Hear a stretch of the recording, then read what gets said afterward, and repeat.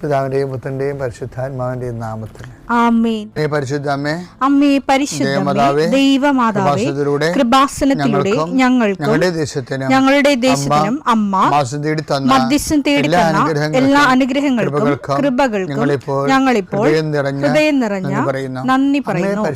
അമ്മേ പരിശുദ്ധമേ, ദൈവമാതാവേ, 2004 ഡിസംബർ 7 ഉച്ചകഴിഞ്ഞ് 2:30 കൃപാസനത്തിൽ സംഭവിച്ച അമ്മയുടെ പ്രത്യക്ഷപ്പെടലിനെ കുറിച്ച് തിരുസഭയ്ക്ക് സമർപ്പിച്ചിരിക്കുന്ന പഠനരേഖകളുടെ മേൽ സഭാത്മകമായ പഠനം ആരംഭിക്കുവാൻ ഞങ്ങൾ പ്രാർത്ഥിക്കുന്നു. അമ്മേ പരിശുദ്ധമേ, ഭൂസ്വർലോകങ്ങളുടെ രാജ്ഞിയായ അങ്ങേയ്ക്ക് ഭൗമസംരക്ഷണത്തിനായി പ്രപഞ്ചപ്രകൃതിയെ തന്നെ തിരുസഭ പ്രതിഷ്ഠിക്കുവാൻ ഈ പ്രത്യക്ഷീകരണം വഴി ഇടയാക്കണമേ. പരിശുദ്ധമേ, ജപമാല മാതാവേ, സകല കൃപാസനം പ്രാർത്ഥനയോടും ചേർത്ത് ഞങ്ങളിപ്പോൾ പ്രാർത്ഥിക്കുന്ന ഈ കുടുംബത്തിന്റെ പ്രത്യേക നിയോഗം പറ മക്കളെ.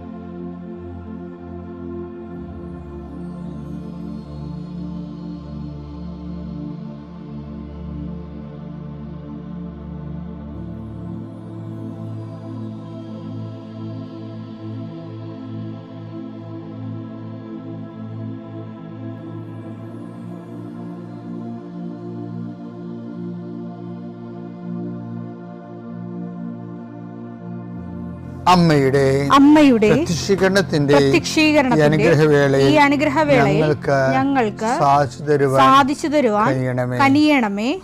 ആമേൻ. വിശ്വാസ പ്രമാണം. സർവശക്തനായ പിതാവും ആകാശത്തിന്റെയും ഭൂമിയുടെയും സൃഷ്ടാവുമായ ദൈവത്തിൽ ഞാൻ വിശ്വസിക്കുന്നു. അവിടുത്തെ ഏകപുത്രനും ഞങ്ങളുടെ കർത്താവുമായ ഈശോമിശിഹായിലും ഞാൻ വിശ്വസിക്കുന്നു.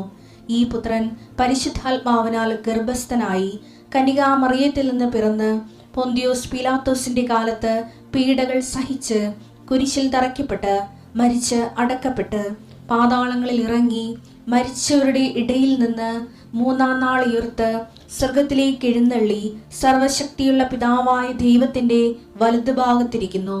അവിടെ നിന്ന് ജീവിക്കുന്നവരെയും മരിച്ചവരെയും വിധിക്കുവാൻ വരുമെന്നും ഞാൻ വിശ്വസിക്കുന്നു. പരിശുദ്ധാത്മാവിലും ഞാൻ വിശ്വസിക്കുന്നു.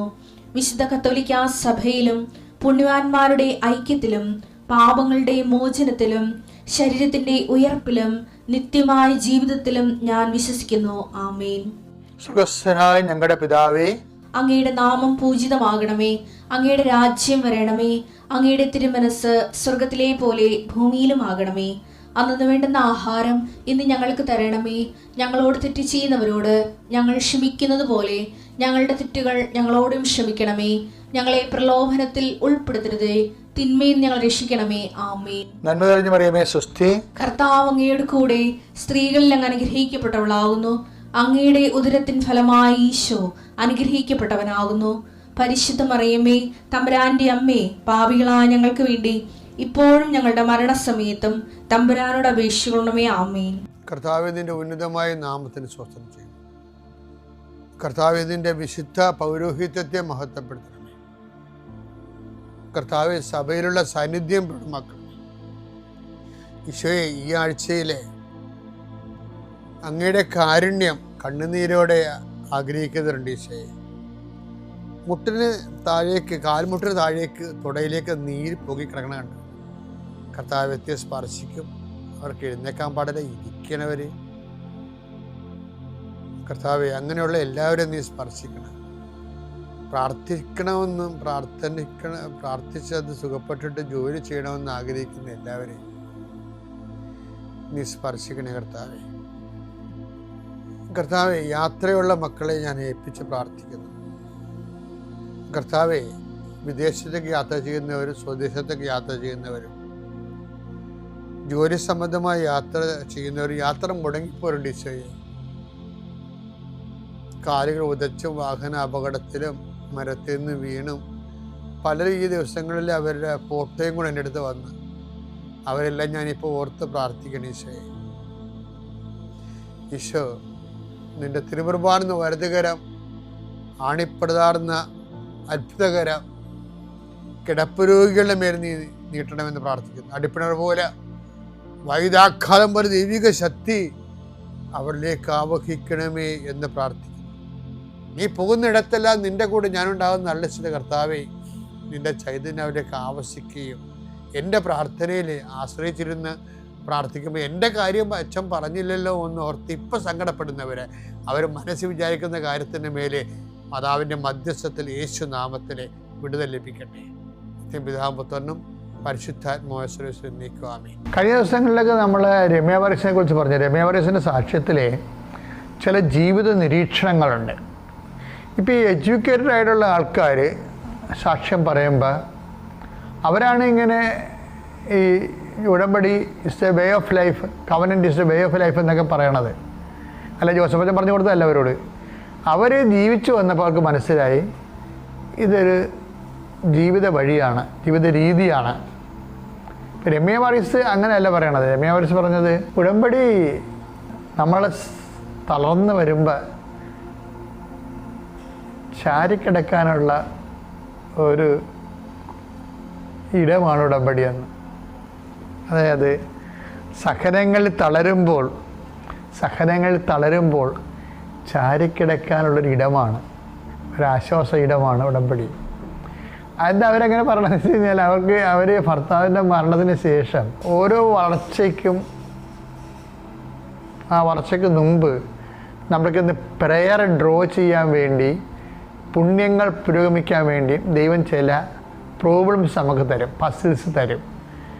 അപ്പോൾ നമ്മളത് ചെയ്യണം. ഇപ്പോൾ രമ്യ വർഗീസിനെ സംബന്ധിച്ചിടത്തോളം, ഇപ്പോൾ രമ്യ വർഗീസ് ഭർത്താവ് മരിച്ചു കഴിയുമ്പോൾ ഭർത്താവിന് ഈശോട് പറയുമേ 3 കുഞ്ഞുങ്ങളുണ്ടല്ലേ, വളർത്തണമല്ല, എന്തെങ്കിലും മാർഗമുണ്ടോ? അത് ഇവർക്കൊക്കെ ഒരു ഗുണമെന്ന് പറയുന്നത് ഇവർക്ക് കർത്താവുമായിട്ട് അവർ കമ്മ്യൂണിക്കേറ്റ് ചെയ്യുന്നുണ്ട്. എനിക്കറിയാവില്ല, ദൈവത്തിൻ്റെ ബന്ധത്തിൽ ഇപ്പോൾ ഈ ഉടമ്പടിത്തെ നാളെ നമ്മൾ സാക്ഷികളെ കേട്ടവർക്ക് മനസ്സിലായത് ഒത്തിരി മനുഷ്യർ അവരുടെ ഒരു വീട്ടിലെ അംഗത്തെ പോലെയാണ് അമ്മയുടെ കൂടെ ജീവിക്കുന്നത്. അമ്മയുടെ കൂടെ അവർ ഡയറക്റ്റായിട്ട് സംസാരിക്കുന്നു. അവിടെ അമ്മ വേണമെന്നില്ല, അമ്മയുടെ ചിത്രം പോലും വേണമെന്നില്ല. പക്ഷെ അമ്മ കേൾക്കുന്നുണ്ടെന്നവർക്ക് അവിടെ മനസ്സവരോട് പറഞ്ഞുകൊണ്ടിരിക്കും, നീ പറ, അമ്മ കേൾക്കുന്നുണ്ട് എന്ന് പറയും. അങ്ങനെ ഒരു വലിയ ബന്ധം ഈ ആൾക്കാരുമായിട്ടുണ്ട്. അപ്പോൾ രമ്യ പറഞ്ഞ് കുഞ്ഞുങ്ങളും 3 ഉണ്ടല്ല, എന്നെ വളർത്തണ്ടേ, ഞാൻ എന്ത് ചെയ്യുമെന്ന് ചോദിച്ചു. എന്നിട്ട് ഇപ്പോൾ പറഞ്ഞത് എൻ്റെ 2 PSC റാങ്കിലെ ലിസ്റ്റും ക്യാൻസലായിപ്പോയി, കിട്ടിയില്ല ജോലി എന്ന് പറയും.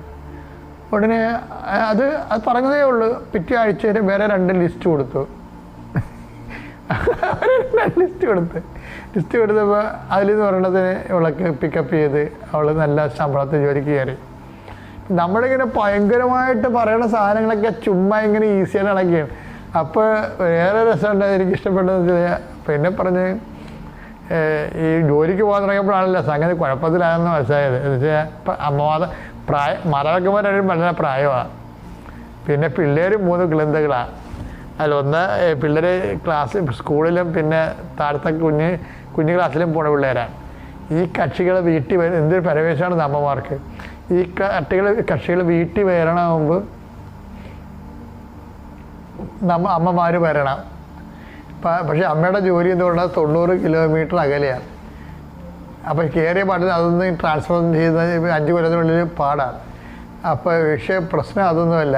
ഈശോ പറഞ്ഞു ഈശോ ഞാൻ വന്ന് കയറുമ്പോൾ സന്ധ്യയാകും. പക്ഷേ അപ്പനും അമ്മയൊക്കെ ഇവിടെ സേഫ് ആകണ്ടേ. ഇത് നിലമ്പൂരാണ്, വനത്തിൻ്റെ അരികിലാണ്. വെള്ളപ്പൊക്കവും മഴയും പിന്നെ വന്യമൃഗങ്ങളുടെ ഉപദ്രവങ്ങളൊക്കെ ഉണ്ട്. ഇപ്പം എന്നെ ഒന്ന് ഇവിടുന്ന് മാറ്റുക, ആൾക്കാരൊക്കെ ഉള്ള സ്ഥലത്തേക്ക് കൊണ്ടുപോകാമെന്ന് ചോദിച്ചു. അപ്പോൾ പറഞ്ഞപ്പോൾ അനിയത്തി വിളിച്ച്, ചേച്ചിക്കൊരു വീഡിയോ ഞാൻ കണ്ടിട്ടുണ്ട് കേട്ടോ, ചേച്ചി വന്ന് നോക്കുമെന്ന് പറയും. അപ്പോൾ ഇവർ തമ്മിൽ കമ്മ്യൂണിക്കേഷൻ ഉണ്ടോ നമുക്കറിയത്തില്ല. അവിടെ വർത്തമാനം കേട്ടുകഴിഞ്ഞാൽ കമ്മ്യൂണിക്കേഷൻ ഇല്ല. ഇവരിതിന് വേണ്ടി ചെയ്യുന്ന പെട്ടെന്നാണ് സംഭവം. പിന്നെ ടൗണിൽ പെട്ടെന്ന് വീട് കണ്ടപ്പോൾ തന്നെ രമ്യക്ക് ഇഷ്ടപ്പെട്ടു. കർത്താവ് സെലക്ട് ചെയ്യുന്ന വീട്. അപ്പോൾ കൊണ്ട് ഉപ്പ് ഇട്ടും ഉടമ്പടി ഉപ്പ് ഇട്ടും പറഞ്ഞ് എൻ്റെ അവകാശമല്ല, എൻ്റെ അവകാശം എഴുതി നിനക്ക് തരണമെന്ന് പറഞ്ഞു. ആർക്ക്? ഈശോയ്ക്ക്. വീട് നിൻ്റെ ഉടമസ്ഥയിലാണ്. അവരിങ്ങനെ അവരിങ്ങനെ ജീവിക്കണം. എന്നുവെച്ചാൽ അങ്ങനെ ജീവിക്കണം കുറേ മനുഷ്യരുണ്ട്. കർത്താവുമായിട്ട് ഉടമ്പടി ഏറ്റവും വലിയ വിഷയം നല്ലൊരു പെർഫെക്റ്റ് റിലേഷനിലേക്ക് ദൈവമായിട്ട് വരുന്നു എന്നുള്ളതാണ്. കാര്യം ഉടമ്പടി ഉള്ള കാര്യങ്ങൾ തന്നെ വൃത്തിമേനായിട്ട് ചെയ്താൽ തന്നെ നമ്മൾ ഓട്ടോമാറ്റിക്കായിട്ട് നല്ല റിലേഷനിലേക്ക് വരും ദൈവമായിട്ട്. കമ്മ്യൂണിക്കബിൾ ജോസഫച്ചൻ അതിനെ വിളിക്കണത് കമ്മ്യൂണിക്കബിൾ റിലേഷൻ എന്നാണ്. റിലേഷനൊക്കെ ഒത്തിരി ഉണ്ട്. ആൾക്കാർക്ക് പാസീവ് ഉണ്ട്, ആക്റ്റീവ് ഉണ്ട്. കമ്മ്യൂണിക്കബിൾ റിലേഷൻ എന്ന് പറയുന്നത് നമ്മൾ സംസാരിച്ച ദൈവം സംസാരിക്കുക ഇങ്ങോട്ട്. പുറപ്പാട് 33:11 അതിമനോഹരമായ വചനമുണ്ട് ഇതുമായിട്ട് ബന്ധപ്പെട്ട്. അത് വായിച്ചത് സ്നേഹിതനോടെന്ന പോലെ കർത്താവ്. കേട്ടോ, സ്നേഹിതനോടെന്ന പോലെ കർത്താവ്. ഇത് ഏത് കർത്താവാണെന്ന് അറിയാമോ? ഈശോ കർത്താവല്ലേ. ഇത് പിതാവായ ദൈവമാണ്. പിതാവ് ദൈവം മോസ്റ്റ് റിസർവ്ഡാണ്. പക്ഷെ മോസസിനോട് എന്താണ് സംഭവിച്ചിരിക്കുന്നത്? മോസസിനോട് എന്ത് ചെയ്യുന്ന പറഞ്ഞ കർത്താവ് മോശയോട് മുഖാഭിമുഖം സംസാരിച്ചിരുന്നു. അപ്പായിക്ക് ഇന്നും റിസർവേഷൻ ഒന്നുമില്ല.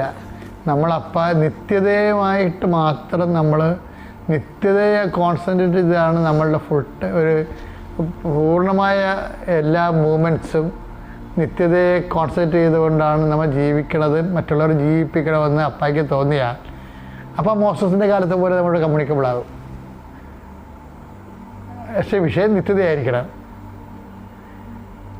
കാര്യം നമ്മൾ നിത്യതയെക്കുറിച്ച് പറയുമ്പോൾ അപ്പയെ സംബന്ധിച്ചിടത്തോളം അപ്പ അത് കൗണ്ട് ചെയ്യണത് നമ്മൾ ഈശോയെ മഹത്വപ്പെടുത്തുക എന്നുള്ളതാണ്. ഈശോയെ മഹത്വപ്പെടുത്തുമ്പോൾ അപ്പയുടെ പദ്ധതിയാണല്ലോ ഈശോ. അപ്പോൾ ഓട്ടോമാറ്റിക്കായിട്ട് ആ മഹത്വം അപ്പയ്ക്ക് കിട്ടണം. അപ്പം അതുകൊണ്ട് പിന്നെ അങ്ങനെ വരുമ്പോൾ അപ്പ നമ്മളോട് ഇൻട്രാക്ട് ചെയ്യാൻ തയ്യാറാവും. അപ്പം അത് ആ ഉടമ്പടിയിൽ ഉണ്ടാകുന്ന ഏറ്റവും വലിയ സാധ്യത എന്ന് പറഞ്ഞാൽ കമ്മ്യൂണിക്കബിൾ പ്രസൻസാണ്. Communicative presence. ഇപ്പം കമ്മ്യൂണിക്കേറ്റീവ് ഇംഗ്ലീഷ് എന്നൊക്കെ നിങ്ങൾ പറഞ്ഞില്ല, അതുപോലെ കമ്മ്യൂണിക്കേറ്റീവ് പ്രസൻസ് ഉണ്ട്. ഇപ്പോഴും നമ്മളോട് കമ്മ്യൂണിക്കേറ്റ് ചെയ്യും. എന്നുവെച്ചാൽ നമ്മൾ എന്ത് പറയുന്ന അളവിലും തൂക്കത്തിലും സഡൻ ആക്ഷൻ ഉണ്ട്. അത് കമ്മ്യൂണിക്കേറ്റീവ് പ്രസൻസ് എന്ന് പറയുന്നത്. പരിമവർഗീസ് അതിൻ്റെ ഒരു ആ അനുഭവതലത്തിലേക്ക് വന്ന് നിങ്ങൾക്കും എല്ലാം ഇതിന് ഉടമ്പടിക്കെല്ലാം ആ സാധ്യതയുണ്ട്. അതാണ് ഞാൻ സാധ്യത പ്രയോജനപ്പെടുത്തണമെന്ന് പറഞ്ഞത്. പിതാവിൻ്റെയും പുത്രൻ്റെയും പരിശുദ്ധാത്മാവിൻ്റെയും നാമത്തിൽ. ധന്യ, ഞങ്ങൾ UK സെറ്റിൽഡാണ്. ഞങ്ങൾ കഴിഞ്ഞ ശനിയാഴ്ചയാണ് ഇവിടെ എത്തിയത്. ഡയറക്റ്റ് ഫ്ലൈറ്റ് ഇറങ്ങി നേരെ ഇങ്ങോട്ടാണ് ഞങ്ങൾ വന്നിട്ടുണ്ടായിരുന്നത്. അമ്മയുടെ മാധ്യസ്ഥം വഴി ഈശോപ്പ ഞങ്ങൾക്ക് തന്ന എല്ലാ അനുഗ്രഹങ്ങൾക്കും നന്ദി പറയാൻ വേണ്ടിയാണ് ഞങ്ങൾ ഇങ്ങോട്ട് വന്നിരിക്കുന്നത്. ഞാൻ ആദ്യമായിട്ട് ഉടമ്പടിയിലേക്ക് വരുന്നതെന്ന് വെച്ചാൽ എൻ്റെ ഒരു ഫ്രണ്ടിന് വേണ്ടിയാണ്. ഞങ്ങളുടെ ഒരു ആൻറ്റി ആണ് കൃപാസനത്തെ പറ്റി ഞങ്ങളോട് പറയുന്നത്. അതിനു മുമ്പ് ഞങ്ങളുടെ മമ്മി എന്ന് പറയുന്നത് ഇവിടെ വന്ന് തീർത്ഥാടന ഉടമ്പടി എടുത്തിട്ടുണ്ടായിരുന്നു. പക്ഷേ ഞാൻ ജനിച്ചു വളർന്നതൊരു ഹിന്ദു ആയിട്ടാണ്. ഞാൻ കല്യാണം കഴിച്ചതൊരു ക്രിസ്ത്യാനിയാണ്. ഞാൻ യാതൊരു രീതിയിലും വിശ്വാസത്തിലേക്ക് വന്നിട്ടില്ലായിരുന്നു. പക്ഷേ എൻ്റെ ബെസ്റ്റ് ഫ്രണ്ടിന് ആർത്രൈറ്റിസിൻ്റെ മരുന്ന് കഴിച്ച് കണ്ണിന് കാഴ്ചശക്തി നഷ്ടപ്പെട്ടപ്പോൾ ഞാൻ അവൾക്ക് വേണ്ടി ഉടമ്പടി എടുക്കാമല്ലോ എന്ന് കരുതി. അപ്പോൾ എൻ്റെ ഹസ്ബൻഡ് എന്നോട് പറഞ്ഞായിരുന്നു, അതെന്തായാലും എടുത്താൽ നിനക്ക് ചെയ്യാൻ പറ്റത്തില്ല. അപ്പോൾ ഞാൻ ഇല്ല, അവൾക്ക് വേണ്ടി ഞാൻ എടുക്കും. എനിക്ക് മാതാവ് അതിലൂടെ അവൾക്ക് കാഴ്ചശക്തി തിരിച്ചു കിട്ടുമോ ഇല്ലയോ എന്ന് എനിക്കൊന്ന് അറിയണോ ഉള്ള രീതിയിലാണ് ഞാൻ എടുത്തത്. പക്ഷേ എന്താ പറയുക, മാതാവിൻ്റെ അനുഗ്രഹം കൊണ്ട് വിത്തിൻ 1 വീക്കിൽ അവൾക്കെന്ന് പറയുന്നത് നല്ല മാറ്റം ഉണ്ടായി. അന്ന് ശനിയാഴ്ച എൻ്റെ കൂടെ അവൾ വന്നിട്ടുണ്ടായിരുന്നു ഇവിടെ സാക്ഷ്യം പറയാൻ വേണ്ടി. ഇപ്പോൾ 99% കാഴ്ചശക്തി പൂർണ്ണമായും തിരിച്ചു കിട്ടി. അവൾക്ക് യാതൊരുവിധ ബുദ്ധിമുട്ടുകളില്ല, ശാരീരികമായ അസ്വസ്ഥതകൾ മാത്രമേ ഉള്ളൂ. അതിലൂടെ ഞങ്ങൾ ഉടമ്പടിയിലേക്ക് വന്നു. ഞാൻ രാവിലത്തെയും വൈകിട്ടത്തെയും പ്രാർത്ഥനകളും ഞങ്ങളുടെ പ്രത്യക്ഷീകരണ പ്രാർത്ഥനയെല്ലാം ഞാൻ പ്രാർത്ഥിക്കുന്നുണ്ടായിരുന്നു. അതിനുശേഷം എന്ന് പറയുന്നത് ഒരു ദിവസം ഞാൻ കിടക്കുന്ന സമയത്ത് എനിക്കൊരു ഡേറ്റ് മാതാവ് പറഞ്ഞു തരുന്നുണ്ടായിരുന്നു, നവംബർ 22. ആ ഡേറ്റ് എന്ന് പറയുന്നത്, ഞാൻ ബൈ പ്രൊഫഷൻ ഒരു സോഫ്റ്റ്വെയർ എഞ്ചിനീയർ ആണ്. അപ്പോൾ ഞാൻ ഒരുപാട് 1000-ഓളം ആപ്ലിക്കേഷൻസ് ഇടുന്നുണ്ടായിരുന്നു. അപ്പം ഞാൻ കരുതി എനിക്ക് വേണ്ടിയാണ് മാതാവ് ആ ഡേറ്റിൽ ഒരു ജോബ് തരാൻ പോകുന്നതെന്നാണ് ഞാൻ കരുതിയിരുന്നത്. പക്ഷേ അതിനു മുമ്പ് എൻ്റെ ഹസ്ബൻഡ് ഒരു വേക്കൻസിക്ക് സ്കോട്ട്ലൻഡിൽ അപ്ലൈ ചെയ്തിട്ടുണ്ടായിരുന്നു. അപ്പോൾ ഞങ്ങൾക്കത് കിട്ടില്ല എന്ന് കരുതിയിരിക്കുകയായിരുന്നു. ഇതിനു മുമ്പ് ഒരുപാട് പേര് അപ്ലൈ ചെയ്തൊരു വേക്കൻസി ആയിരുന്നു. അപ്പോൾ ഞങ്ങൾ അതിനെപ്പറ്റി മറന്നിരിക്കുന്ന ഒരു സമയത്തായിരുന്നു ആ നവംബർ 22 രാത്രി ഒരു 8:30 ആയപ്പോൾ ഞങ്ങൾക്ക് അവിടുത്തെ ഓഫീസിൽ നിന്ന് കോൾ വന്നിട്ടുണ്ടായിരുന്നു, ഷാൽവിക്ക് അത് സെലക്ട് ആയിട്ടുണ്ട്, ട്രെയിനിങ്ങിന് എന്നാ വരാൻ പറ്റുന്നതെന്ന് ചോദിച്ചു. അങ്ങനെ ഞങ്ങൾ അതിന് പോകാൻ വേണ്ടി തീരുമാനിച്ചു. ഞങ്ങൾ ശരിക്കും പറഞ്ഞാൽ ഷാൽവി അതിൻ്റെ ട്രെയിനിങ്ങിന് പോയ സമയത്ത് ഞാൻ ഉപ്പ് കൊടുത്തു വിട്ടിട്ടുണ്ടായിരുന്നു ഷാൽവിയുടെ കയ്യിൽ. ഷാൽവി അവിടുത്തെ വെയർ ഹൗസിൽ ഉപ്പിട്ട് പ്രാർത്ഥിച്ചു. പക്ഷേ ട്രെയിനിങ്ങിൻ്റെ ലാസ്റ്റ് ഡേയിൽ പറയുന്നത് ഷാൽവിക്ക് നല്ലപോലെ പെർഫോം ചെയ്യാൻ പറ്റിയില്ല. അപ്പോൾ അൺഫോർച്ചുനേറ്റ്ലി ആ ജോബ് കിട്ടില്ലെന്ന് അവിടുത്തെ ഓണർ തന്നെ പറയുന്നുണ്ടായിരുന്നു. അതിനുശേഷം ഞങ്ങളുടെ ജീവിതത്തിൽ എല്ലാം നടക്കുന്നത് 22 എന്നൊരു ഡേറ്റിലായിരുന്നു. ഫെബ്രുവരി 22 വീണ്ടും അവിടുന്ന് കോള് വന്നു. ഷാൽവിൻ, എൻ്റെ ഹസ്ബൻഡിൻ്റെ പേര് ഷാൽവിൻ എന്നാണ്. ഷാൽവിൻ, നിനക്ക് ഇവിടെ ജോയിൻ ചെയ്യാൻ പറ്റുമോ എന്ന് ചോദിച്ചിട്ടായിരുന്നു കോള് വന്നിരുന്നത്. അങ്ങനെ ഞങ്ങൾ സ്കോട്ട്ലൻഡിലേക്ക് മൂവ് ചെയ്യാൻ വേണ്ടി തീരുമാനിച്ചു. പക്ഷേ അതിനിടയിൽ ഞാൻ സ്റ്റുഡൻറ്റ് വിസയിലാണ് UK മൂവ് ചെയ്തത്. എനിക്ക് എൻ്റെ പ്രൊഫഷനിലേക്ക് ഒരു ജോലി കിട്ടുന്നില്ലായിരുന്നു. അപ്പം ഞാൻ അപ്ലൈ ചെയ്തുകൊണ്ടിരിക്കുന്ന സമയത്ത് ഞാൻ മാതാവിനോട് പറഞ്ഞു, മാതാവേ, ഞാൻ സ്കോട്ട്ലൻഡിലേക്ക് മൂവ് ചെയ്യാണ്. ഞങ്ങൾ താമസിച്ച ആദ്യം ലിവർപൂളിലായിരുന്നു. അപ്പോൾ എനിക്ക് ലിവർപൂളിൽ ഒരു ജോലി തന്ന് അനുഗ്രഹിക്കണേ എന്ന് ഞാൻ പ്രാർത്ഥിച്ചിട്ടുണ്ടായിരുന്നു. ഞാനൊരു ഡേറ്റ് ഇട്ടു. ഞങ്ങൾക്ക് എല്ലാം നടക്കുന്നത് 22 ആയതുകൊണ്ട് ഏപ്രിൽ 22 എന്ന് പറഞ്ഞ ഡേറ്റ് ഇട്ട് ഞാൻ പ്രാർത്ഥിച്ചു. ഈ 22 മുമ്പുള്ള 3 ബുധനാഴ്ച മുമ്പ് ഞാൻ നേരത്തെ വർക്ക് ചെയ്ത കമ്പനിയിൽ നിന്ന് കോൾ വന്നു. അതിനുശേഷം 3 റൗണ്ട് ഉണ്ടായിരുന്നു. ആ റൗണ്ട് ഞാൻ പോയ സമയത്തെന്ന് പറയുന്നത് ഞാൻ ഉപ്പ് കൊണ്ടുപോയിട്ടുണ്ടായിരുന്നു. ആ ഓഫീസിൽ പോയ സമയത്ത് ഞാൻ അവിടെ ആരും ചവിട്ടാത്ത സ്ഥലത്ത് ഉപ്പിട്ടു. എൻ്റെ കയ്യിൽ ഒരു തരി ഉപ്പ് ഞാൻ വെച്ചിട്ടുണ്ടായിരുന്നു. ഫസ്റ്റ് എനിക്ക് വന്ന് എൻ്റെ HR വന്ന് എനിക്ക് ഷേക്കൻഡ് വന്നപ്പോൾ ആ ഉപ്പ് അവരെ കയ്യിലായി. അപ്പോൾ ഒരു തരിയാണ് കൊണ്ടുപോയത്. അപ്പോൾ ഞാൻ വീണ്ടും ഉപ്പെടുത്ത് കൈ വെച്ചിട്ട് വീണ്ടും ഞാൻ വെച്ചപ്പോൾ എൻ്റെ മാനേജർ വന്ന് എനിക്ക് ഷേക്കൻഡ് വന്നു. അപ്പോഴത്തേക്ക് ഞാൻ വെച്ചു, ഇനി എന്തായാലും ഉപ്പ് കൈ വെക്കണ്ട, എന്തായാലും അവരെ കയ്യിലായിട്ടുണ്ടല്ലോ എന്ന് പറഞ്ഞു. കാര്യം ഒരുപാട് ഇൻ്റർവ്യൂ അറ്റൻഡ് ചെയ്ത സമയത്തും നമുക്ക് ബന്ധമില്ലാത്ത കുറേ ടാസ്കുകൾ അവർ തന്നുകൊണ്ടിരുന്നത്. പക്ഷേ ഞാൻ മുമ്പ് എന്താണോ വർക്ക് ചെയ്തിരുന്നത് അതേ രീതിയിലുള്ളൊരു ടാസ്ക് ആയിരുന്നു എനിക്ക് അവർ അസസ്മെൻ്റായിട്ട് തന്നിരുന്നത്. ആ ഇൻ്റർവ്യൂ എനിക്ക് ഏപ്രിൽ 22 ഞാൻ ഡേറ്റ് ഇട്ട ദിവസം തന്നെ എനിക്ക് ഓഫർ ലെറ്റർ കിട്ടുക ചെയ്തിരുന്നത്. അതിനുശേഷം ഞങ്ങൾ സ്കോട്ട്ലൻഡിലേക്ക് മൂവ് ചെയ്യാൻ തീരുമാനിച്ചു. ഞങ്ങൾക്ക് അവിടെ ആരെയും പരിചയമില്ലായിരുന്നു. കാര്യം 2 വർഷത്തോളം ഞങ്ങൾ ഇംഗ്ലണ്ടിലായിരുന്നു താമസിച്ചിരുന്നത്. അവിടെ നിന്ന് പെട്ടെന്ന് അങ്ങോട്ട് പോകുമ്പോൾ ഒരു പരിചയമില്ലാത്ത സ്ഥലത്തേക്ക് പോകുമായിരുന്നു. ഞങ്ങൾ ലിവർപൂളെന്ന് പറയുന്നത് ഞങ്ങൾ ഇംഗ്ലീഷ് കുർബാനയ്ക്കാണ് പോയിക്കൊണ്ടിരുന്നത്. മലയാളം കുർബാനയ്ക്കൊന്നും പോകാൻ പറ്റുന്നില്ലായിരുന്നു. അപ്പോൾ ഞങ്ങൾ എപ്പോഴും പറയുമായിരുന്നു, ഇനി ഞങ്ങളൊരു സ്ഥലത്തേക്ക് പോകുമ്പോൾ ഞങ്ങൾക്ക് മലയാളം കുർബാന കൂടാൻ പറ്റണം. ഞങ്ങൾ എപ്പോഴും മാതാവിനോട് പറയുമായിരുന്നു, ഞങ്ങൾക്ക് ഞായറാഴ്ചയിലും മലയാളം കുർബാന കൂടാൻ പറ്റണം, കുമ്പസരിക്കാൻ പറ്റണം. അങ്ങനെ ഓരോ കാര്യങ്ങൾ ഞാൻ മാതാവിനോട് പറയുന്നുണ്ടായിരുന്നു. അങ്ങനെ ഞങ്ങൾ സ്കോട്ട്ലൻഡിലേക്ക് മൂവ് ചെയ്യുന്ന സമയത്ത് വിത്തിൻ 2 ഡേയ്സിലാണ് ഞങ്ങൾക്ക് ഒരുപാട് വീട് നോക്കിയിട്ട് ഒന്നും ശരിയാവുന്നില്ലായിരുന്നു. ഡയറക്റ്റ് പോയാൽ മാത്രമേ നമുക്ക് വീട് അവിടെ റെഡി ആവത്തുള്ളൂ. പക്ഷേ ഡയറക്റ്റ് ലാൻഡ് ലോഡ് തന്നെ ഞങ്ങൾക്ക് ഒരു 2 ദിവസത്തിനുള്ളിൽ ഞങ്ങൾക്ക് വീട് അറേഞ്ച് ചെയ്തു. ഓൺലൈൻ വ്യൂയിങ് ആയി ചെയ്തിരുന്നത്. വീട് റെഡിയായി ഞങ്ങൾ അങ്ങോട്ട് മൂവ് ചെയ്തു. ഞങ്ങൾക്ക് അടുത്ത് തന്നെ ഒരു സെൻറ്റ് ആൻ്റണീസിൻ്റെ പള്ളി ഉണ്ടായിരുന്നു. ഞങ്ങൾ ആ പള്ളിയിൽ പൊയ്ക്കൊണ്ടിരിക്കുന്ന സമയത്ത് തന്നെയാണ് അവിടുത്തെ ഇംഗ്ലീഷ് അച്ഛൻ ഞങ്ങളോട് പറയുന്നത്, ഇവിടെ ഉച്ചയ്ക്ക് ശേഷം എന്ന് പറയുന്നത് മലബാറീസിൻ്റെ കുർബാനയുണ്ട്, നിങ്ങളൊന്ന് വന്ന് നോക്കാൻ പറഞ്ഞു. ഞങ്ങൾ ചെന്നപ്പോൾ 150ഓളം ഫാമിലീസ് ഉള്ള ഒരു പള്ളിയാണ്. പള്ളിയിലെ ആൾക്കാരായിരുന്നു അവിടെ ഉണ്ടായിരുന്നത്. ഞങ്ങൾ പള്ളിയിൽ ചേർന്നു. എൻ്റെ കുഞ്ഞുങ്ങൾ അവിടെ കാറ്റിസത്തിന് ജോയിൻ ചെയ്തു. ഇവർ ട്വിൻസാണ്. അവർ 2 പേരും അവിടെ ഇപ്പോൾ പ്രൈമറി 1ലാണ് പഠിക്കുന്നത്. അവർ കാറ്റിസം എക്സാം എല്ലാം കഴിഞ്ഞു. അങ്ങനെ അതിനുശേഷമെന്ന് പറയുന്നത് UK എപ്പോഴും ഞങ്ങളുടെ റൂൾ ഇങ്ങനെ മാറിക്കൊണ്ടിരിക്കും, ഓരോ നിമിഷവും മാറിക്കൊണ്ടിരിക്കും. അപ്പം നമുക്കെല്ലാം പേടിയാണ്. ഞങ്ങൾ സ്റ്റുഡൻറ്റ് വിസയിൽ പോയിട്ട് ഞങ്ങൾ വേറൊരു ജോബ് നോക്കുന്നില്ലായിരുന്നു. ഞങ്ങളുടെ ഫീൽഡിൽ തന്നെയായിരുന്നു നോക്കിക്കൊണ്ടിരുന്നത്. ഹസ്ബൻഡ് എന്ന് പറയുന്നത് അബുദാബിയിലെ സീനിയർ എയർ കണ്ടീഷൻ ടെക്നീഷ്യനായിട്ടാണ് വർക്ക് ചെയ്തുകൊണ്ടിരുന്നത്. ഞാൻ നാട്ടിലും വർക്ക് ചെയ്തുകൊണ്ടിരുന്നത് സോഫ്റ്റ്വെയർ എഞ്ചിനീയർ ആയിട്ടായിരുന്നു. അപ്പം ഞങ്ങളുടെ ഫീൽഡിൽ തന്നെ ഞങ്ങൾക്ക് ജോലി കിട്ടണമെന്ന് വലിയ ആഗ്രഹമായിരുന്നു. പലരും വേറെ ഫീൽഡിലേക്ക് നോക്കുമെന്ന് പറഞ്ഞാലും ഞങ്ങളതൊന്നും ചെയ്യുന്നില്ലായിരുന്നു. മാതാവ് ഞങ്ങൾക്ക് തരും, മാതാവാണ് ഞങ്ങൾ അവിടെ കൊണ്ടുപോയിട്ടുണ്ടെങ്കിൽ മാതാവ് ഞങ്ങൾക്ക് ആ ജോലി തരും എന്ന വിശ്വാസത്തിലായിരുന്നു ഞങ്ങൾ അവിടെ നിന്നിരുന്നത്. അതിനുശേഷം എന്ന് പറയുന്നത് ജൂലൈ 22 UK ഒരു റൂള് വന്നു, ലോവർ സ്കിൽഡ് വർക്കേഴ്സിന് ഡിപ്പെൻഡ് അലൗഡ് അല്ല. അവരിനി വിസ കൊടുക്കുന്നെങ്കിൽ തന്നെ അവർക്കൊരു നിശ്ചിത കാലയളവിന് ശേഷം വിസ അലൗഡ് അല്ല എന്ന രീതിയായിരുന്നു വന്നിരുന്നത്. ജൂലൈ 22 ആ റൂള് വരുന്നതിന് തൊട്ട് മുമ്പ് ജൂലൈ 18 ഷാൽവിയുടെ കമ്പനിയിൽ നിന്ന്, എൻ്റെ ഹസ്ബൻഡിൻ്റെ കമ്പനിയിൽ നിന്ന് അവിടുത്തെ ഓണർ ചോദിക്കുകയാണ്, ഷാൽവി നിനക്ക് COS വേണമെന്ന്. കാര്യം ഷാൽവിക്ക് മുമ്പ് പ്രിഫറൻസ് ഉള്ള ഒരാളുണ്ടായിരുന്നു. പുള്ളിക്കാരൻ അത് വേണ്ടാന്ന് പറഞ്ഞപ്പോൾ മാതാവിൻ്റെ അനുഗ്രഹത്തോടു കൂടിയാണ് ഞാൻ വിശ്വസിക്കുന്നുണ്ട് പൂർണ്ണമായിട്ടും. ഞങ്ങൾക്ക് ജൂലൈ 21 ഞങ്ങൾ വിസ അപ്ലൈ ചെയ്യാണ്. ഷാൽവിക്ക് അതിൻ്റെ ഇടയിലൊരു കടമ്പ ഉണ്ടായിരുന്നു എന്ന് പറയുന്നത് IELTS എക്സാം ആയിരുന്നു. അപ്പോൾ IELTS എക്സാമിൻ്റെ സമയത്ത് ഞങ്ങൾ തന്നെയായിരുന്നു ഓൺലൈൻ വെച്ച് പഠിച്ചുകൊണ്ടിരുന്നത്. അപ്പോൾ പഠിപ്പിക്കുന്ന സമയത്ത് ഷാൽവി പറഞ്ഞു, ഇത് ഭയങ്കര ഈസി അല്ലേ, ഇതെനിക്ക് എന്തായാലും ക്രാക്ക് ചെയ്യാൻ പറ്റുമെന്ന് പറഞ്ഞു. അങ്ങനെ ഇരിക്കുന്ന സമയത്ത് ഈ ശനിയാഴ്ച എക്സാം ആണെങ്കിൽ അതിന് 3 ദിവസം മുമ്പേ ഷാൽവി ലീവ് എടുത്തു. ആ ലീവ് എടുക്കുന്നതിൻ്റെ തലേ ദിവസം ഷാൽവിയുടെ കണ്ണിൽ കൃഷ്ണമണിയിൽ മെറ്റൽ കയറി. അപ്പോൾ ഷാൽവിക്ക് പിന്നെ കണ്ണിനത് അനസ്തേഷ്യ വഴിയാണ് അത് എടുത്തത്. മാതാവിനോട് ഞാൻ മുട്ടിപ്പായി പ്രാർത്ഥിച്ചു, ഷാൽവിക്ക് യാതൊരു ആപത്തും വരല്, കണ്ണിനത് എക്സാം എഴുതുമ്പോൾ കമ്പ്യൂട്ടർ ടെസ്റ്റാണ്, ആ എക്സാം പാസ്സാകണം, മാതാവിൻ്റെ അനുഗ്രഹത്തോട് മാത്രമേ ഞങ്ങൾക്കത് ലഭിക്കുകയുള്ളൂ എന്ന് ഞങ്ങൾ പൂർണ്ണമായും വിശ്വസിച്ചിട്ടുണ്ടായിരുന്നു. അപ്പോൾ ഷാൽവി എക്സാമിന് പോയ സമയത്ത് ഞാൻ ഉപ്പ് കൊടുത്തു വിട്ടിട്ടുണ്ടായിരുന്നു.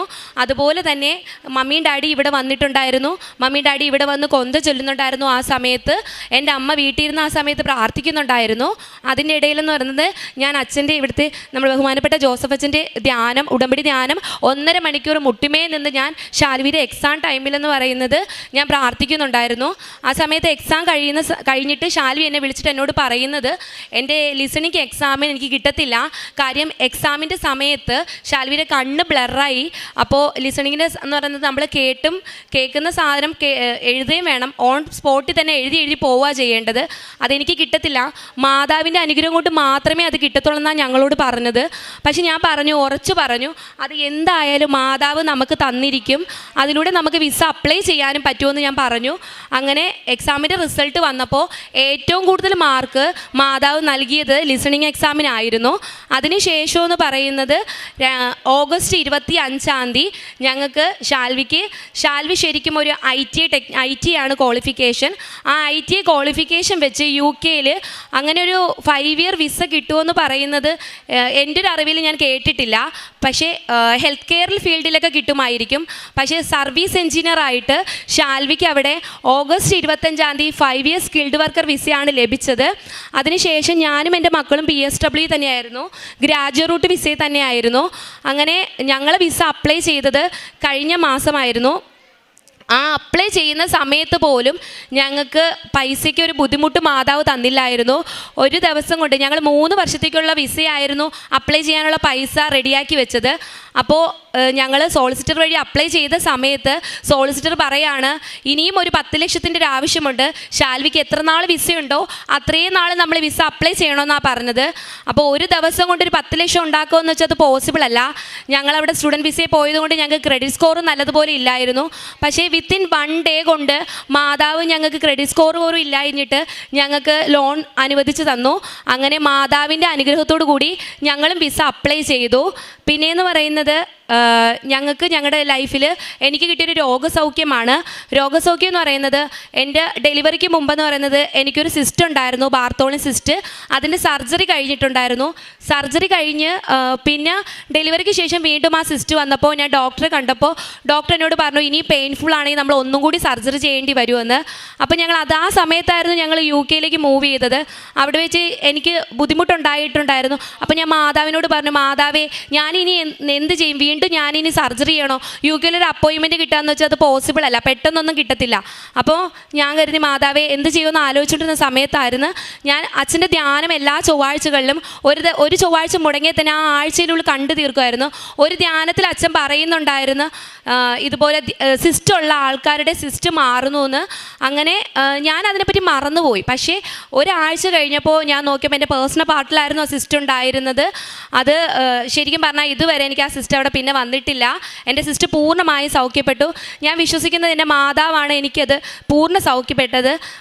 പൂർണ്ണമായി സൗഖ്യപ്പെടുത്തിയതെന്ന്. പിന്നെ മാതാവിലൂടെ എന്ന് വെച്ചാൽ ഞങ്ങൾക്ക് ഒരുപാട് അനുഗ്രഹങ്ങൾ ലഭിച്ചിട്ടുണ്ട്. പിന്നെ കാരുണ്യപ്രവൃത്തിയായിട്ട് ഞങ്ങൾ ചെയ്തിരുന്നത് UK നിന്ന് ഞങ്ങൾ ഇവിടെ നാട്ടിൽ പൈസ അയച്ചു കൊടുത്തിട്ട് വൃദ്ധസദനത്തിലേക്ക് അവർക്ക് വേണ്ടിയുള്ള ആഹാരങ്ങൾ വാങ്ങിച്ചു കൊടുക്കുമായിരുന്നു. പിന്നെ അതുപോലെ തന്നെ യുകെയിലുള്ള ഫുഡ് ബാങ്കിലേക്ക് ഞങ്ങൾ ഫുഡ് അവിടെ കൊടുക്കുന്നുണ്ടായിരുന്നു. പിന്നെ സോഷ്യൽ മീഡിയ കാണുന്ന ആർക്കെങ്കിലും എന്തെങ്കിലും രോഗങ്ങളുള്ളവർക്ക് അവർക്ക് വേണ്ടത് കൊടുക്കുന്നുണ്ട്. മുമ്പ് ഞങ്ങൾ സഹായിക്കുന്നവർ തന്നെയായിരുന്നു. പക്ഷേ മുമ്പെന്ന് പറയുന്നത് ഞങ്ങളുടെ കയ്യിലുണ്ടെങ്കിൽ മാത്രമേ ഞങ്ങൾ കൊടുക്കുന്നുണ്ടായിരുന്നുള്ളൂ. പക്ഷേ ഇപ്പം അങ്ങനെയല്ല. മാതാവ് ഈശോപ്പെ ഞങ്ങൾക്ക് തരുമെന്ന പൂർണ്ണ വിശ്വാസം ഞങ്ങൾക്കുള്ളത് കൊണ്ട് ഞങ്ങളത് ചോദിക്കുന്ന ആരായാലും അർഹതപ്പെട്ടവർക്ക് ഞങ്ങളുടെ കയ്യിൽ ഇല്ലെങ്കിൽ പോലും ഞങ്ങൾ മറിച്ച് കൊടുക്കുവാൻ ഞങ്ങൾ തയ്യാറാണിപ്പോൾ. പിന്നെയെന്ന് പറയുന്നത് പ്രേക്ഷിത പ്രവർത്തനമായിട്ട് ഞാൻ അവിടെ ഇംഗ്ലീഷ് പത്രം പ്രിൻ്റ് എടുത്ത് അവിടെ ഇംഗ്ലീഷ് പള്ളിയിൽ പോയിട്ട് ഞാൻ ഇംഗ്ലീഷ് കുർബാനയ്ക്ക് പോകുമ്പോൾ അവിടുത്തെ ഇംഗ്ലീഷുകാർക്ക് കൊടുക്കുന്നുണ്ടായിരുന്നു. പിന്നെ ഇവിടുത്തെ സാക്ഷ്യങ്ങളും അതുപോലെ തന്നെ അച്ഛൻ്റെ രാവിലത്തെ ഡെയിലി ബ്രെഡും ഞാൻ എല്ലാവർക്കും അയച്ചു കൊടുക്കുകയും സ്റ്റാറ്റസ് ഇടുകയും ചെയ്യുന്നുണ്ടായിരുന്നു. പിന്നെയെന്ന് പറയുന്നത്, ഞങ്ങൾക്ക് അവിടെ ലിവർപൂളിലായിരുന്ന സമയത്ത് അഖണ്ഡ ജപമാല ഞങ്ങൾ എല്ലാ മാസവും ആദ്യത്തെ ചൊവ്വാഴ്ചകളിൽ ഞങ്ങൾ നടത്തുന്നുണ്ടായിരുന്നു. അതുപോലെ തന്നെ ഞങ്ങൾ 2024 അഖണ്ഡ ജപമാലയ്ക്ക് ഞങ്ങൾ 4 മണിക്കൂർ ഞങ്ങൾ അവിടെ കുറച്ച് മലയാളീസ് എല്ലാവരും ഉണ്ട്, അവിടെ സെറ്റിലായ ആൾക്കാരാണ്, അവരുടെ കൂടെ ഞാനും പോകുന്നുണ്ടായിരുന്നു. 4 മണിക്കൂർ നടന്ന് ഞങ്ങൾ 7 പള്ളികളിൽ നടന്ന് ഞങ്ങൾ അഖണ്ഡ ജപമാല ചൊല്ലി. അതിനുശേഷം എന്ന് പറയുന്നത്, ഞങ്ങൾ സ്കോട്ട്ലൻഡിലേക്ക് മൂവ് ചെയ്തപ്പോൾ അവിടെയും ഇതുപോലെ തന്നെയാണ്. ഞങ്ങളുടെ വീട്ടിൽ ഞങ്ങൾ ചെന്ന് കഴിഞ്ഞ് 2 മാസം കഴിഞ്ഞപ്പോൾ ഞങ്ങളുടെ വീട്ടിൽ അഖണ്ഡ ജപമാല അവർ നടത്തി. അതുപോലെ അത് രാവിലെ 8 മണി തൊട്ട് രാത്രി 8 മണി വരെ കണ്ടിന്യൂസ് ജപമാല ചൊല്ലിയായിരുന്നു എൻ്റെ വീട്ടിൽ. കാര്യം ഞങ്ങൾ പുതിയതായിട്ട് ചെന്ന ആൾക്കാരായതുകൊണ്ട് അവർക്ക് ഞങ്ങൾ ചെയ്യുമോ എന്നൊരു ഇതുണ്ടായിരുന്നു. പക്ഷെ ഞങ്ങളോട് ചോദിച്ചപ്പോൾ ഞങ്ങൾ യാതൊരു മടിയും കാണിക്കാതെ എൻ്റെ അമ്മ മാതാവിന് വേണ്ടി ഞങ്ങൾ ജപമാല ചൊല്ലി. ഏറ്റവും മെയിനായിട്ട് ഞാൻ പറയേണ്ട ഒരു കാര്യമുണ്ട്. ഞങ്ങളിവിടെ ഡയറക്റ്റ് UK കഴിഞ്ഞ ശനിയാഴ്ച ഇവിടെ വന്നു എന്ന് പറഞ്ഞല്ലോ. ഞങ്ങളുടെ ബോംബെ എയർപോർട്ടിൽ ഇറങ്ങിയ സമയത്ത് ഞങ്ങളുടെ കയ്യിൽ നിന്ന് ഞങ്ങൾ ലഗേജ് ചെക്ക് ഇൻ ചെയ്യുന്ന സമയത്താണ് അറിയുന്നത് ഞങ്ങൾ വന്ന എയർലൈനകത്ത് ഞങ്ങളുടെ ലാപ്ടോപ്പ് ബാഗ് ഞങ്ങൾ എടുക്കാൻ മറന്നുപോയെന്ന്. ഹസ്ബൻഡ് ആ ലാപ്ടോപ്പ് ബാഗ് നോക്കാൻ അതിനെപ്പറ്റി അന്വേഷിക്കാൻ പോയ സമയത്തെന്ന് പറയുന്നത് ഒരു രാവിലെ 3:20 3:20 ഞങ്ങൾ അവിടെ എത്തിയത്. അപ്പോൾ ഷാൽവി അതിനായിട്ട് അന്വേഷിച്ച് പോയ സമയത്ത് എൻ്റെ ടെൻഷൻ കൊണ്ട് ഞാനും മക്കളുമായിട്ട് അതിൻ്റെ പിറകെ പോയി. അപ്പോൾ എൻ്റെ കയ്യിൽ പാസ്പോർട്ട് ബാഗും ഉണ്ടായിരുന്നു. ഈ പാസ്പോർട്ട് ബാഗ് എൻ്റെ കയ്യിൽ നിന്ന് നഷ്ടമായി. ഞങ്ങളിതൊന്നും അറിഞ്ഞിട്ടില്ലായിരുന്നു. അങ്ങനെ അവിടെ ഉള്ളവർ പറഞ്ഞു, സെക്യൂരിറ്റി ഗാർഡിനോട് ചോദിച്ചു നോക്ക് ലാപ്ടോപ്പ് ബാഗിനെ പറ്റി. അങ്ങനെ അത് അന്വേഷിക്കണമെങ്കിൽ ആദ്യം ചെക്കിനിലേക്ക് ബാഗ് ഇടണം. ഞങ്ങളുടെ ബാഗെല്ലാം ചെക്കിനിലേക്ക് ഇട്ടു. അതിനുശേഷം ഞങ്ങൾ ബോർഡിങ് ചെയ്യാൻ വേണ്ടി നോക്കിയപ്പോൾ പാസ്പോർട്ട് കാണുന്നില്ല. അപ്പോൾ ഞങ്ങൾ വിചാരിച്ചു കസ്റ്റംസിൻ്റെ അവിടെ ചെക്ക് ചെയ്യുന്ന സമയത്ത് അതിലൂടെ പാസ് ചെയ്തപ്പോൾ ബാഗ് നഷ്ടപ്പെട്ടെന്ന് കരുതി കാണുമെന്ന്. ഷാൽവി അവിടേക്ക് പോയി. അവിടെ പോയപ്പോൾ ഞാൻ മക്കളെ കൊണ്ട് വീണ്ടും ഞാൻ കൂടെ പോയിട്ട് ഞാൻ അവിടെ അന്വേഷിച്ചപ്പോഴത്തേക്ക് അവിടെ ഒന്നുമില്ല. കാര്യം ഞങ്ങൾക്ക് 2 ആഴ്ച കൊണ്ട് തിരിച്ചു പോകണം. ഈ ശനിയാഴ്ച ഞങ്ങൾക്ക് തിരിച്ചു പോകേണ്ടതാണ്. ആ ഒരു സമയത്ത് ഞങ്ങൾക്ക് തിരിച്ചു പോയില്ലെങ്കിൽ ഷാൽവിയുടെ ജോലി നഷ്ടപ്പെടും. ഞങ്ങളുടെ എല്ലാ ജീവിതവും ഞങ്ങളുടെ ഫുൾ കയ്യിൽ നിന്ന് പോകുന്നൊരു സമയമായിരുന്നു. ആ ഒരു സമയത്തായിരുന്നു ഞാനവിടെ നിന്ന് എൻ്റെ മക്കളെയും കെട്ടിപ്പിടിച്ച് ഞാൻ ഭയങ്കരമായിട്ട് പൊട്ടിക്കരഞ്ഞു. ഞങ്ങളുടെ കയ്യിൽ ഒന്നുമില്ല. ഞങ്ങളുടെ UK ID കാർഡോ UK BRP കാർഡോ നാട്ടിലെ എല്ലാ ID കാർഡും ഞങ്ങളുടെ പാസ്പോർട്ട് എല്ലാം അടങ്ങിയ ഒരു ബാഗായിരുന്നു ഞങ്ങൾക്ക് നഷ്ടപ്പെട്ടത്. നാട്ടിൽ വന്ന് ഈ 2 ആഴ്ച കൊണ്ട് ഞങ്ങൾക്ക് പുതിയൊരു പാസ്പോർട്ട് എടുക്കണമെങ്കിൽ തന്നെ ആധാർ കാർഡ്, പാൻ കാർഡ് എല്ലാം അതിനകത്താണ് ഇരിക്കുന്നത്. അപ്പോൾ ഒരിക്കലും അത് പോസിബിൾ അല്ലാത്തൊരു കാര്യമാണ്. അപ്പോൾ ഞാനിവിടെ നിന്ന് കരയണ സമയത്ത് 2 കസ്റ്റംസ് ഓഫീസർ ആയിരുന്നു ഉണ്ടായിരുന്നത്. 2 ആണുങ്ങളായിരുന്നു അവിടെ നിന്നിരുന്നത്. പെട്ടെന്നൊരു ലേഡി വന്നിട്ട് എന്നോട് ചോദിക്കുക, എന്തിനാ കരയണേ എന്ന് ചോദിച്ചു. അവരെല്ലാം ഹിന്ദിക്കാരാണ്, ഇംഗ്ലീഷിലാണ് സംസാരിച്ചത്. അവരോട് ഞാൻ പറഞ്ഞു, ഇതുപോലെ ഞങ്ങളുടെ പാസ്പോർട്ട് ബാഗ് നഷ്ടമായി, ലാപ്ടോപ്പ് ബാഗ് അന്വേഷിക്കുന്നതിൻ്റെ ഇടയിലാണ് നഷ്ടമായത്. അപ്പോൾ അവരെന്നെയും കൊണ്ട് ഒരിക്കലും ഒരു ഇൻ്റർനാഷണൽ എയർപോർട്ടിൽ നമുക്ക് വേണ്ടി ആരും നമ്മൾ കൂടെ വരത്തില്ല. അതും കസ്റ്റംസ് ഓഫീസർ എൻ്റെ കൂടെ വന്ന് അവിടെ എല്ലാ ഓഫീസിലും എൻ്റെ കൂടെ വന്ന് അവർ എല്ലാം അന്വേഷിക്കുന്നുണ്ടായിരുന്നു. പക്ഷേ ഞങ്ങൾക്കത് കണ്ടുപിടിക്കാൻ പറ്റിയില്ല. അപ്പോൾ എന്നോട് പറഞ്ഞു, ഒരു കാര്യം ചെയ്യും, വന്ന വഴി പോയി ഒന്നും കൂടി നോക്കിയിട്ട് വാ. അപ്പോൾ ഞങ്ങൾക്ക് വീണ്ടും കസ്റ്റംസിൻ്റെ ചെക്കിങ് ഒന്നും ചെയ്യേണ്ട ആവശ്യം വരത്തില്ല, നിങ്ങൾ അതിലേ പോയിട്ട് വാന്ന് പറഞ്ഞു. ഞങ്ങൾ അതിലേ പോയ സമയത്ത് ഞാൻ വന്നത് അവിടെ ഫുള്ള് ക്രൗഡായിട്ടായിരുന്നു. ഞങ്ങൾ കസ്റ്റംസിലേക്ക് ചെക്കിങ്ങിന് പോയത്. അവിടെ ആരുമില്ലായിരുന്നു. ഞാൻ എൻ്റെ ലാപ്ടോപ്പ് ബാഗ് അന്വേഷിച്ച ഒരു ലേഡി മാത്രം അവിടെ നിൽക്കുന്നു. അപ്പോൾ ഞാൻ അവരോട് പറഞ്ഞു, എൻ്റെ പാസ്പോർട്ട് ബാഗ് നഷ്ടമായിട്ടുണ്ട്, ഞങ്ങളുടെ അശ്രദ്ധ മൂലമാണ് പോയത്. അപ്പോൾ എനിക്കറിയത്തില്ല എവിടാ പോയെന്ന്. ഞങ്ങൾക്ക് തിരിച്ചു പോകേണ്ടതാണ്. നെക്സ്റ്റ് ഫ്ലൈറ്റ് എന്ന് പറയുന്നത് 5:30 കൊച്ചിയിലേക്ക്. ഈ പറയുന്ന 4:50 ഞങ്ങൾക്ക് നെക്സ്റ്റ് ബോർഡിംഗ് ഉണ്ട്. ഈ 1 അവർ 3:20 തൊട്ട് 4:50 ഇടയിലെന്ന് പറയുന്നത് ഞങ്ങൾക്ക് ലാപ്ടോപ്പ് ബാഗും കിട്ടണം, ഞങ്ങളുടെ പാസ്പോർട്ട് ബാഗും കിട്ടണം. ഞങ്ങളുടെ ബാഗ് ഞങ്ങൾ ചെക്കിനിലിട്ടു. ഞങ്ങളുടെ കയ്യിൽ ഒന്നുമില്ല, ആകെ ഉള്ളത് എൻ്റെ ഹാൻഡ് ബാഗ് മാത്രമാണുള്ളത്. അപ്പോൾ ഞാൻ അവരോട് പറഞ്ഞു, എൻ്റെ പാസ്പോർട്ട് മിസ്സായി. അപ്പോൾ അവർ പറയുക, അതാണോ നിങ്ങളുടെ ബാഗെന്ന്. ഒരു സ്ഥലത്ത്, ഇത്രയും ക്രൗഡ് ആയിരിക്കുന്ന ഒരു സ്ഥലത്ത് ആരോ കൊണ്ടുവച്ചതുപോലെ. ഇതിനു മുമ്പ് ഞാൻ മാതാവിനോട് പറഞ്ഞു, മാതാവേ, ഈ 2 അവറിലെന്ന് പറയുന്നത് ഒരിക്കലും പോസിബിൾ അല്ല എൻ്റെ ലാപ്ടോപ്പ് ബാഗും എൻ്റെ പാസ്പോർട്ട് ബാഗും കിട്ടുന്നത്. അവർ ഞങ്ങളോട് പറഞ്ഞത് 9 o'clock ലോസ്റ്റ് പോയി അന്വേഷിച്ചാൽ മതി, അപ്പോൾ നിങ്ങൾക്ക് കിട്ടും. പക്ഷേ 9 o'clock കഴിഞ്ഞിട്ടേ കിട്ടത്തുള്ളൂ. പാസ്പോർട്ടിൻ്റെ കാര്യം ഞങ്ങളോട് പറഞ്ഞിട്ടില്ലായിരുന്നു, ലാപ്ടോപ്പ് ബാഗിൻ്റെ കാര്യം മാത്രം അവർ പറഞ്ഞത്. അപ്പോൾ ഞാൻ മാതാവിനോട് പറഞ്ഞു, മാതാവേ, 9 o'clock വരെ നിന്നിട്ട് എനിക്ക് അടുത്ത ഫ്ലൈറ്റ് ഒന്നും പിടിക്കാൻ പറ്റത്തില്ല. ഞാൻ പോകുന്നതിന് മുമ്പ് എൻ്റെ കയ്യിൽ ലാപ്ടോപ്പ് ബാഗും എൻ്റെ പാസ്പോർട്ട് ബാഗും എൻ്റെ കയ്യിൽ തന്നെ കിട്ടണം മാതാവേ എന്ന് പറഞ്ഞ് ഞാൻ നല്ലതുപോലെ പ്രാർത്ഥിച്ചു. ഞാൻ വിശ്വാസ പ്രമാണം അവിടെ നിന്ന് ചൊല്ലിക്കൊണ്ടിരുന്നു, കരഞ്ഞുകൊണ്ടാണ് ചൊല്ലിക്കൊണ്ടിരുന്നത്. അങ്ങനെ ഞാൻ ഓടിച്ചെന്നപ്പോൾ എൻ്റെ പാസ്പോർട്ട് ബാഗ് ഞങ്ങളുടെ കൈ കിട്ടി. ഞാൻ തിരിച്ചു വരുമ്പോൾ മക്കളെയും കൊണ്ട് ശാൽവി എല്ലാം നഷ്ടപ്പെട്ടതുപോലെ ഇരിക്കുകയായിരുന്നു. അതിനുശേഷം ഞാൻ ഒന്നും നോക്കിയില്ല, കസ്റ്റംസ് ഓഫീസറിനെ ഹഗ് ചെയ്തിട്ടാണ് ഞാൻ പറഞ്ഞത് താങ്ക് യു സോ മച്ച് എന്ന്. കാര്യം എനിക്കവിടെ മാതാവ് വന്ന് ഇടപെട്ടതുപോലെയാണ് തോന്നിയത്. ഇത്രയും ഉള്ളൊരു ക്രൗഡിൽ നിന്ന് ഞങ്ങളുടെ പാസ്പോർട്ടും ഞങ്ങളുടെ എല്ലാ ഡീറ്റെയിൽസും ഉള്ള ബാഗ് ശരിക്കും ബോംബെ എയർപോർട്ടിലെന്ന് പറഞ്ഞ ശാൽവി എന്നോട് പറഞ്ഞിട്ടുണ്ടെന്ന് കള്ളന്മാരൊക്കെ കാണും, സൂക്ഷിക്കണമെന്ന് പറഞ്ഞതായിരുന്നു. പക്ഷേ ആ ഒരു സമയത്ത് ഞങ്ങൾക്കത് ലഭിച്ചു. അതിനേക്കാളും വലിയ അത്ഭുതം എന്ന് പറയുന്നത് 9 o'clock ലോസ്റ്റ് പോയാലേ ഞങ്ങൾ ആ പാസ്പോർട്ട് ബാഗ് ലാപ്ടോപ്പ് ബാഗ് കിട്ടത്തുള്ളൂ എന്ന് പറഞ്ഞിട്ടുണ്ടായിരുന്നു. അപ്പോൾ അവർ പറഞ്ഞു സെക്യൂരിറ്റി ഓഫീസർക്ക് ചോദിച്ചു നോക്കാൻ പറഞ്ഞു. അവരും എന്നോട് ഇത് തന്നെയാണ് പറഞ്ഞത്. അപ്പോൾ അവർ പറഞ്ഞു മെയിൻ ഓഫീസർക്ക് പോയി ചോദിക്കാൻ പറഞ്ഞു. മെയിൻ ഓഫീസർ ഇത് തന്നെയാണ് ഞങ്ങളോട് പറഞ്ഞത്, 9 o'clock കിട്ടത്തുള്ളൂ, അല്ലെങ്കിൽ നെക്സ്റ്റ് ഡേ വരണമെന്ന്. 2 weeks ലീവിന് ഞങ്ങൾ വന്നാൽ ഞങ്ങൾക്ക് അത് ഒരിക്കലും പോസിബിൾ അല്ലായിരുന്നു തിരിച്ച് ബോംബെ എയർപോർട്ടിലേക്ക് പോകുക എന്ന് പറയുന്നത്. ആ ഒരു സമയത്തെന്ന് പറയുന്നത് ഒരാൾ അകത്തുനിന്ന് എന്നോട് ഇറങ്ങി വന്നിട്ട്, അതും ഒരു മെയിൻ ഓഫീസർ അല്ല, ഒരു പയ്യനാണ്. ആ പയ്യൻ എന്നോട് വന്നിട്ട് പറയുക, ഞാൻ നിങ്ങളെ ഹെൽപ്പ് ചെയ്യാം, 99% ഞാൻ നിങ്ങളെ ഹെൽപ്പ് ചെയ്യാം, നിങ്ങൾ ആരോടും ഒന്നും പറയരുത്, നിങ്ങളെ ബോർഡിങ് എല്ലാം കഴിഞ്ഞോ, നിങ്ങളെല്ലാം ചെയ്തിട്ട് നിങ്ങൾ ഫ്ലൈറ്റ് കയറുന്നതിന് തൊട്ട് മുമ്പ് നിങ്ങൾ ആ സ്റ്റെയർ നിൽക്കുമ്പോൾ നിങ്ങളുടെ ലാപ്ടോപ്പ് ബാഗ് നിങ്ങളുടെ കയ്യിൽ കിട്ടുമെന്ന് പറഞ്ഞു. പക്ഷേ ഞങ്ങൾക്കത് ഒരിക്കലും പോസിബിൾ അല്ല. കാര്യം ഒരിക്കൽ ലോസ്റ്റായ സാധനം ലോസ്റ്റിൽ പോവാതെ നമ്മുടെ കയ്യിൽ എത്തത്തുമില്ല. അതൊരു ബോംബെ എയർപോർട്ടുമാണ്. അപ്പോൾ ഞങ്ങൾ അയാളെ പറയുന്നത് വിശ്വസിച്ചിട്ട് ഞങ്ങൾ നടന്നു. അയാളോട് താങ്ക് യു പറഞ്ഞു. ഞങ്ങൾക്ക് കിട്ടുമെന്ന് ഒരു ഉറപ്പുമില്ല. ഞങ്ങൾ ചെന്നു. ഞങ്ങൾ ഫ്ലൈറ്റ് കയറുന്നതിന് തൊട്ട് താഴെ നിൽക്കുന്ന സമയത്ത് ഞങ്ങളുടെ ലാപ്ടോപ്പ് ബാഗ് അവിടെ വെച്ചിരിക്കുക. അപ്പോൾ അയാൾ ഞങ്ങളുടെ കയ്യിലേക്ക് എടുത്തു തരിക. ഒരിക്കലും അത് പോസിബിൾ അല്ല. അപ്പോൾ ഒരു 5:30 ആയപ്പോൾ ഞാൻ ഫ്ലൈറ്റിൽ നിന്ന് അച്ഛൻ്റെ രാവിലത്തെ ഡെയിലി ബ്രെഡ് ഞാൻ കൂടുന്നുണ്ടായിരുന്നു. ആ സമയത്ത് അച്ഛൻ പറയുന്നുണ്ടായിരുന്നു, നമുക്ക് എന്തെങ്കിലും പ്രതിസന്ധി വരുന്ന സമയത്ത് അതിന് 1 മണിക്കൂർ മുമ്പെങ്കിലും അതിനുള്ള സഹായമായിട്ട് നമ്മുടെ മാതാവ് ഈശോപ്പെ നമുക്ക് വേണ്ടി വഴിയൊരുക്കും, അതിനുള്ള ആൾക്കാരെ അവിടെ നിർത്തുമെന്ന്. അത് ഞങ്ങൾ നേരിട്ട് അനുഭവിച്ചതാണ്. ഞങ്ങൾക്ക് ഞങ്ങളുടെ ലാപ്ടോപ്പ് ബാഗും ഞങ്ങളുടെ പാസ്പോർട്ടും അടങ്ങിയ ബാഗും വിത്തിൻ 1 hour ഞങ്ങളെ ബോർഡിങ്ങിന് മുമ്പായിട്ട് തന്നെ ഞങ്ങൾക്ക് എല്ലാ കാര്യങ്ങളും ഞങ്ങളുടെ കയ്യിൽ കിട്ടി. ഇത് തന്ന അമ്മ മാതാവിന് ഈശോപ്പിക്ക് ഞാൻ 1 കോടി നന്ദി പറയുകയാണ്. എനിക്കും എൻ്റെ കുടുംബത്തിനും അമ്മയുടെ മാധ്യസ്ഥം വഴി ഈശോപ്പ തന്ന എല്ലാ അനുഗ്രഹങ്ങൾക്കും കൃപകൾക്കും 1 കോടി നന്ദി. ഒരുപാട് പേർക്ക് വേണ്ടി ഞാൻ പ്രാർത്ഥിക്കുന്നുണ്ടായിരുന്നു. അവരൊന്നും ഇവിടെ ഇല്ലാത്തതുകൊണ്ട് എനിക്ക് പറയാൻ പറ്റാത്തത്. എൻ്റെ UK ഫ്രണ്ട്സിനും എല്ലാവരും എന്നോട് പറയുമായിരുന്നു, നീ അമ്മ മാതാവിനോട് നീ പ്രാർത്ഥിച്ചാൽ നടക്കും, നീ ഞങ്ങൾക്ക് വേണ്ടി പ്രാർത്ഥിക്കണം. അങ്ങനെ പ്രാർത്ഥിച്ച ഒരുപാട് പേർക്ക് ഒരുപാട് അനുഗ്രഹങ്ങളും രോഗസൗഖ്യങ്ങളും ലഭിച്ചിട്ടുണ്ട്. അമ്മയുടെ മാധ്യസ്ഥം വഴി ഈശോപ്പ ഞങ്ങൾക്ക് ഈ മണ്ണിൽ നിന്ന് സാക്ഷ്യം പറയണമെന്ന് ഞാൻ പലപ്പോഴും 2.5 വർഷം ഓൺലൈൻ ഉടമ്പടിയിലായിരുന്നു. ഈ ഓരോ സാക്ഷ്യം കേൾക്കുമ്പോഴും അമ്മ എന്നാൽ ഞാൻ ഈ മണ്ണിൽ നിന്ന് സാക്ഷ്യം പറയാൻ എന്നെ അനുവദിക്കുന്നത് എന്ന് ഓരോ നിമിഷവും ഞാൻ പ്രാർത്ഥിക്കുന്നുണ്ടായിരുന്നു. ഇന്ന് ഈ സന്നിധിയിൽ നിന്ന് എൻ്റെ കുടുംബത്തോടൊപ്പം എനിക്ക് സാക്ഷ്യം പറയാൻ പറ്റിയതിൽ അമ്മയോടും ഈശോപ്പയോടും ഞാൻ 1000 നന്ദി പറയുന്നു. ഏഷ്യ പ്രവാചകന്റെ പുസ്തകം 12-ാം അധ്യായം 2 മുതലുള്ള വാക്യങ്ങൾ. ഇതാ ദൈവമാണ് എൻ്റെ രക്ഷ, ഞാൻ അങ്ങയിൽ ആശ്രയിക്കും, ഞാൻ ഭയപ്പെടുകയില്ല. എന്തെന്നാൽ ദൈവമായ കർത്താവ് എൻ്റെ ബലവും എൻ്റെ ഗാനവുമാണ്, അവിടുന്ന് എൻ്റെ രക്ഷയായിരിക്കുന്നു. പരിശുദ്ധ അമ്മയുടെ പ്രത്യക്ഷീകരണ സാക്ഷിയായിട്ട് ധന്യ മധു എറണാകുളം തൻ്റെ അനുഭവ സാക്ഷി നമുക്ക് മുമ്പിൽ പങ്കുവെക്കുകയായിരുന്നു. ഉടമ്പടി എടുക്കാനുണ്ടായ സാഹചര്യവും വലിയ വിശ്വാസമില്ലായിരുന്നെങ്കിലും തൻ്റെ ഫ്രണ്ടിന് വേണ്ടി ഉടമ്പടി എടുത്ത് പ്രാർത്ഥിച്ചാണ് ഉടമ്പടിയിലേക്ക് കടന്നു വരിക.